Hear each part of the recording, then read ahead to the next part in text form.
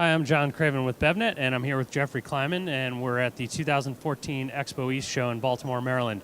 So, Jeff, I'm going to ask you the question that everyone always asks us. What did you see at the show here? Well, what I saw is that Whole Foods is continuing to reassert category leadership, particularly on the beverage side.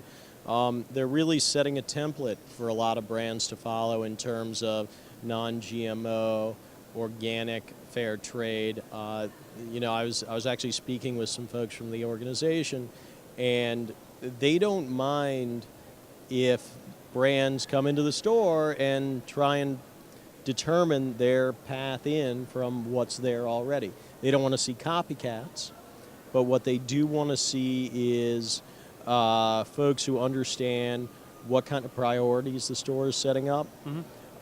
We saw a lot of power from brands like Suja, Harmless Harvest, who are almost poster children for these white spaces that Whole Foods is trying to exploit. And, we kind of heard some rumblings just about, the foot traffic. Kind of always hear that at every show, I think. I mean, this year had more beverage exhibitors. Did you get a sense of just, kind of what the overall reaction was to, foot traffic and stuff like that? Well, more and more I heard people talking about the fact that they knew everyone here already. It felt a lot like Old Home Week. I think we've all had a lot of fun, but at the same time, there's been concerns that small regional buyers just aren't at the show. Now, obviously, we didn't talk to everyone. We don't know everyone who is here. People do business off the floor. They do business before the show happens. They do business afterwards. But there were some grumbles. Well, it seems like, fall sort of retailer resets kind of drive brands back to here, though, no? I mean, every year there's brands that say, we're not going to come back next year, and then they do. I mean, do you think that's the reason why? I think resets have a lot to do with it, but even now it's kind of tight. I was speaking with a water brand that's trying to come out with another SKU for reset, and if you're not completely ready, if you're still in development, it's hard to sell a buyer on something that they're still seeing in mock-up. So, John, what kind of interesting products did you see on the floor? Well, it seems very much like HPP is, of course, still all the rage. We saw lots of new HPP products. I mean, Suja had some new offerings. No sign of Blueprint, I guess, here. We also saw some new stuff from Turmeric Alive, their new golden turmeric milk.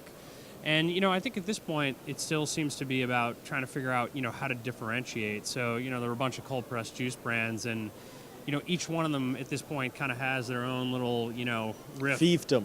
That's it, right? I mean, everyone's trying to carve out space, and, I think that's something that's, it's too early to tell, like, which ones are going to work and which aren't. But, I think it's definitely the most innovative area and where the majority of new products are at this point. Yeah, it's almost like they're varying on themes of price, purpose, composition. Yeah, and price, I think, is probably the most meaningful one, it seems like, or most tangible, I would say. You had a couple of brands, Vital Juice being one example, where they've got a 6-ounce product that's going to be $2.99. But, most of the brands here had some smaller format trying to get, the price down to a point where it can be, truly mainstream. So I'm sure that's something that we're going to continue to see. Yeah, it's open season on conventional, honestly. Suja was talking about running a program in Atlanta. They're calling it Trade Up Your Juice. And it's aimed directly at Naked, and it's through the kind of Kroger and Publix accounts that are in the Southeast. Yeah, and I think that's something that, we hear a lot of talk about conventional. I think it's pretty hard to really get a sense of whether or not there's actual pull-through at this point. I don't think we've seen any data for it. But, that seems to be a real, focus point for a lot of these brands. Absolutely. So what other categories did you think were interesting? Well, I think, what's really interesting are the categories that kind of didn't have a big presence here that we would have expected to. For example, kombucha. There were really no kombucha products being displayed here. Reed's probably being the only one. KeVita, of course, being a probiotic, but not exactly a kombucha. But otherwise, there were no, kombucha companies here. And that was something a lot of people definitely asked about. It's interesting, though, because there was a lot of talk about probiotics and fermentation. Right, so you'd think the time would be right for that, but, so it is. I think otherwise, what was also interesting are all these sort of like, plant-based waters.